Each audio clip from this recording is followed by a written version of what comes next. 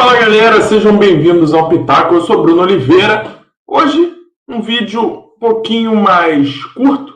Vamos falar sobre a vitória do Fluminense, a segunda vitória do Fluminense na Copa Sul-Americana, 5-0 sobre o San José da Bolívia, né? Então, antes de começar, vou pedir para os amigos deixar o like de vocês, se inscreverem no canal, ativar as notificações, seguir a gente nas redes sociais, beleza? Então, eu vou tentar até ser um pouco breve aqui, né? Foi um jogo bacana de assistir, né? Todo jogo, quando o Fluminense vence, é muito bom, principalmente jogos de goleada, mas um jogo para se fazer uma análise, eu acho que não existe, né? Eu acho que não existe. Eu já tinha falado isso no jogo quando a gente ganhou do Águia de Marabá, de 8-0. Eu tinha falado a mesma coisa, que eu não vou fazer análise desse jogo porque não tem como. É um jogo treino, o Fluminense está jogando contra ninguém. E o jogo de ontem contra o San José foi mais ou menos o que a gente viu no jogo contra o Águia. O San José não conseguiu ameaçar em momento nenhum, deu espaço o jogo todo. Um jogo muito fácil para o Fluminense. O Fluminense foi a campo com o time reserva, né? O Fluminense começou com Fábio, Samuel Xavier, Ignácio, Thiago Santos e Léo Jance. No meio-campo, Bernal, Nonato, Paulo Henrique Ganso. Na frente, Keno, Serna e Everaldo. O Fluminense ele abre o placar no primeiro tempo, ali com. O Fluminense ele faz 2-0 com dois golaços do Everaldo, né? O primeiro numa jogada que ele já tinha feito um gol parecido contra o Águia de Marabá, numa bola que ele recebe, gira o corpo rapidamente, né? Recebe na esquerda, joga para a direita, gira, faz uma finalização lindíssima de fora da área, né? Então o Fluminense faz 1-0. O segundo gol dele é um gol muito bonito, muito parecido com o gol que o Fred fez no Fla-Flu no Campeonato Brasileiro, aquele gol de voleio, né? Um cruzamento do Samuel Xavier. E o Everaldo emenda um voleio muito bonito, 2-0 Fluminense. E o Fluminense vai para o segundo tempo com 2-0. No segundo tempo a gente faz o terceiro, né, com o Serna. O Serna ele aproveita um chute de fora da área, que o goleiro espalma. A bola sobra para ele, ele tira do goleiro, finaliza para o gol vazio, né, 3-0.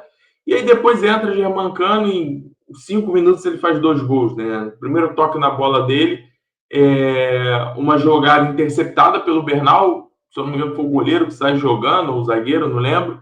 O Bernal ele consegue fazer a antecipação, arrasta e deixa Germancano livre na entrada da grande área ali, para só finalizar, bateu com força, 4-0 Fluminense. E o quinto gol, mais um golaço, né? Uma tabela muito bonita, uma jogada muito linda do Nonato, tabelando com o Cano. O Nonato dá no Cano, recebe e depois devolve para o Cano sem goleiro fazer o quinto gol do Fluminense. Então, como eu falei, um jogo bacana para quem gosta de curtir gols, para quem gosta de ver boas jogadas, finalizações. E o Fluminense mostrou muito isso, né? Fez o que tinha que fazer.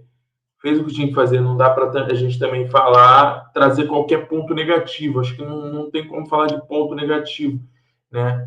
O Fluminense fez o que tinha que fazer. Tentou o jogo todo, ampliar o placar. Eu arrisco dizer até que se fosse talvez o time titular, esse jogo teria sido até mais do que 5-0, né? Então, como eu disse, é impossível fazer algum tipo de análise, é impossível a gente cair naquela bravata como a gente caiu no jogo do Águia de Marabá, de analisar jogadores por ali, né? Então, assim, eu vou falar algo um pouco, de uma maneira um pouquinho diferente, não deixando levar pela vitória, né? Não deixando levar pelo jogo contra ninguém. Então, vou tentar analisar mais ou menos o que eu vi dos jogadores, não o que eles fizeram, mas o que eu vi dos jogadores ali. Tentar tirar algumas observações, né? Fábio, espectador. Né? Espectador, o Fábio não tocou na bola o jogo todo. Talvez tenha batido 2, 3 tiros de meta só. Né? O Samuel Xavier, ele o de destaque dele ali talvez tenha sido o cruzamento para o gol do Everaldo, né? Buscou o ataque o jogo todo, enquanto esteve em campo, né? Então, tentou, mas sai do jogo com uma assistência, né? Um cruzamento bom ali para o Everaldo, faz o gol de voleio. A dupla de zaga, Ignacio e Thiago Santos. O que dá para destacar nisso aí é uma falha grotesca do Ignacio, uma bola que ele tenta ajeitar de peito para o Thiago Santos e a bola fica fraca e fica para o adversário, né? Então, num jogo que exigiu muito pouco do Fluminense defensivamente, o Ignacio conseguiu se complicar nessa parte, né? Thiago Santos, nada a falar. O Léo Jance, cara, eu tô vendo uma comoção muito grande, né, pelo Léo. É, e é até complicado falar, né? Falar algumas situações, alguns jogadores, alguns comentários são difíceis de fazer porque as pessoas elas querem ouvir o que elas pensam, né? Então, sobre o Léo, o que eu tenho para falar sobre ele? Eu acho um jogador fraco, tá? Vocês sabem, eu acompanho aqui a base do Fluminense desde 2020. Tenho trazido para vocês sempre aqui sobre tudo que acontece na base do Fluminense, falo sobre os jogos. Então eu acompanho já o Léo Jans desde quando ele chegou em 2023 no Fluminense. Eu acho dos jogadores que o Fluminense revelou para a lateral esquerda nos últimos anos, eu acho que foi o mais fraco de todos, né? Eu acho o Léo Jans mais fraco do que o Jeff Té, do que o Esquerdinho, do que o Rafael Monteiro e do Marcos Pedro, tá? Então, o que eu tenho para falar sobre o jogo dele? Eu acho que no primeiro tempo o grande mérito dele foi não se esconder do jogo, tá? Foi não se esconder do jogo. Ele tentou a todo momento. Ele tentou atacar, né? Ele atrás conseguiu fazer bons desarmes contra, né? Mas ele tentou chegar, ele tentou jogar. Foi o mérito dele, né? Mas nada demais, errou bastante, tá? Errou bastante, principalmente no início do primeiro tempo. Tem umas 4 jogadas em sequência que ele erra as 4 na sequência. Então não fez nada demais no primeiro tempo.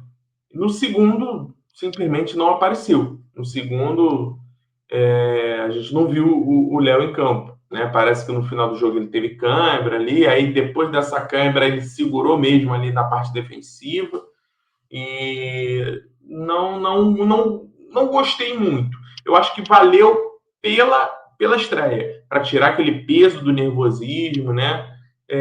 Não acho que vai ser a solução, eu acho que está longe disso. Eu acho que, inclusive, não corre nem risco de barrar o René. E eu sempre falo aqui, né, cara? Eu sou sempre a favor da base, eu sou sempre a favor de Xerém, mas não qualquer coisa, não qualquer nome, né? Mas talvez se não tivesse trazido o René, eu acho que poderia ter tentado sim algum jogador da base do Fluminense, mas infelizmente a gente rifou, doou todos os jogadores de qualidade de lateral esquerda. Hoje na nossa base só sobraram 2, o Léo Jance e o Wagner, que tem 18 anos, né, que era do time sub-17 ano passado. Mas enfim, eu acho que poderia ter feito mais contra esse time fraquíssimo do São José. Mas, passando um paninho aí por ser o primeiro jogo, uma estreia, a gente sabe que é sempre difícil, né? Não vou também pegar muito no pé do garoto, não, mas é um ponto meu em cima de alguém que acompanha o jogador já tem um tempo, tá? Meio campo, Bernal. Cara, o Bernal fez, eu acho que o que se esperava, né? No primeiro tempo ele apareceu muito pouco, porque errou alguns passes. E no segundo ele não tinha quem marcar, cara. Então no segundo ele começou a subir um pouquinho mais, conseguiu dar assistência para o gol do Cano, se impôs ali fisicamente, se impôs ali taticamente, né? Mas mais uma vez, eu acho que não é jogo para analisar movimentação, porque a gente estava jogando praticamente um jogo sozinho, jogando contra sombras. Mas o Bernal no meu time é titular, tá? Eu acho que o Bernal tem mais qualidade do que todos os nossos volantes. Não só qualidade, mas possibilidade de ser um grande jogador. Eu acho que o Bernal é titular absoluto desse time, tá? A gente teve ali o Nonato. O Nonato fez um primeiro tempo tímido também, tentou, mas não apareceu muito. Mas também sai do jogo com uma assistência, né? Naquele gol do Germancano, que ele faz uma ótima jogada ali. O Ganso, ele dá alguns passes, né? Estilo Paulo Henrique Ganso, aqueles passes diferentes. Tem um lance no segundo tempo que ele deixa, dá um passezinho de calcanhar ali, deixa o Keno livre. Ele consegue dar uns passos muito bonitos ali na entrelinha, mas ainda é um Ganso que, pô, tá fazendo o segundo jogo dele na temporada, né? Então é normal. Mas foi um jogo muito importante para o Ganso para poder pegar, adquirir ritmo de jogo. Então acho que o Renato acerta em ter colocado o Paulo Henrique Ganso para jogar essa partida. Na frente, Keno, Serna e Everaldo. O Serna, pavoroso no primeiro tempo. O Serna, se tivesse um pingo ali de mais qualidade, o Fluminense teria saído com talvez uns 4-5-0 no primeiro tempo, né? O Serna recebeu inúmeras bolas pelo lado direito e ele simplesmente errou todos os cruzamentos. Ele cruzou todas as bolas do mesmo jeito, rasteiro para o meio da área. É incapaz de levantar a cabeça para olhar para o jogador, né? Para quem ele iria dar o passe. Mas é aquele jogador ruim, burro, mas que é útil pra caceta, né? Quantas vezes o Serna já não foi útil pro Fluminense? Quantas vezes o Serna já nos ajudou? Então, uma coisa não anula a outra, né? É um jogador que tem a sua utilidade pro Fluminense, mas é um jogador ruim, né? Então, tanto é que eu não consigo enxergar o Serna titular do time do Fluminense de jeito nenhum. Acho que é uma boa opção para uma reposição. O Keno, o Keno talvez seja o que tenha começado melhor o jogo, né? Buscando bastante as jogadas, velocidade, tentando drible, mas também não faz uma excelente atuação ali, sai com uma assistência também para o gol do Everaldo, mas não consegue fazer uma excelente atuação, né? Principalmente vindo dos jogadores de frente, acho que eles poderiam entregar muito mais contra esse fraquíssimo time que a gente enfrentou. E Everaldo acho que aproveitou a oportunidade dele, né? Se colocou à disposição ali do Renato Gaúcho, fez 2 gols ali de muita qualidade, independente que tenha sido sozinho, mas foram gols com uma maneira legal ali de se ver do atacante, uma postura legal, não foi um grau de dificuldade alto nos 2 gols, né? Tanto de voleio quanto de fora da área. A gente teve entrando ali o Hércules ele entra de lateral direito, substituindo o Samuel Xavier, então nada demais ali no jogo do Hércules. Teve o Lescano, o Lavega, o Paulo Baia e Germancano, né? O Lescano e o Lavega, cara, jogaram pouco, mas são jogadores que nitidamente a gente vê que tem um bom trato com a bola, são jogadores que têm intimidade, que podem render muito e que vão precisar de sequência nesse time do Fluminense, que eu acho que eles podem render muito fruto pra gente, tá? 2 jogadores super promissores aí do mercado sul-americano, jovens, e eu acho que tem tudo para poder dar alegrias à torcida. O Paulo Baia entra tentando, né? Eu acho que ele perde um gol ali numa jogada que até ele recebe um cruzamento, ele consegue se antecipar, o zagueiro domina e bate de esquerda, uma jogada muito rápida, bonita, só que erra a finalização, né? A bola vai por cima, mas é outro também que, pô, contra um adversário fraquíssimo tinha que sobressair, não sobressaiu. E Germancano, que entra 20 minutos em campo ali, faz 2 gols, né? 2 gols de centroavante, 2 gols de camisa 9, oportunismo. E se mostra como, né? Porque é titular absoluto hoje em dia, né? Talvez fosse um jogo que, se o Cano não tivesse feito nada, o Everaldo poderia botar uma pulguinha atrás da orelha do Renato, mas o Cano entrou no segundo tempo e matou essa pulga, né? E o Renato fez o que tinha que fazer também, botou o time reserva, corajosamente escalou o time reserva, né? Não foi um time misto, foi um time reserva. E conseguiu fazer o que se esperava do Fluminense. O Fluminense sai desse jogo fazendo o que tinha que fazer, repito, né?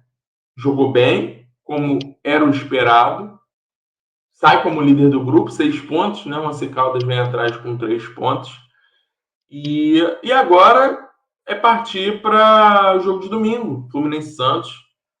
terceira rodada do Campeonato Brasileiro, aí sim vai ser um jogo de verdade, aí sim vai ser um outro tipo de atuação, né? Aí sim a gente volta aqui para fazer uma análise bem, tentar falar o máximo possível sobre jogadores, sobre tática, sobre a parte técnica, sobre o campo de jogo, coisa que não existiu no jogo de ontem. Mas parabéns aí, belo jogo da rapaziada, né? E mais 3 pontos para o Fluminense, líder do seu grupo na chave da Sul-Americana. Tá? Peço até desculpa para os amigos, mas é porque realmente eu não vou ficar aqui enganando, não vou ficar aqui falando que fulano jogou pra caceta, ciclano, porque eu acho que meu papel não é esse. Eu tento ser o mais sincero, o mais verdadeiro possível aqui com o que eu vejo dentro do campo de jogo, né? Fico feliz pelo resultado, gostei, mas não tem muito o que falar, né? Então, deixe aí nos comentários, peço para os amigos deixarem nos comentários o que vocês acharam do jogo, de quem vocês mais gostaram no jogo de ontem, né? Se vocês concordam ou discordam sobre o que eu trouxe aqui. E é isso, galera. Amanhã estamos de volta aí às 7 da manhã, trazendo as notícias do Fluminense, beleza? Fique bem, saudações colores, boa sexta para todos e até a próxima. Valeu!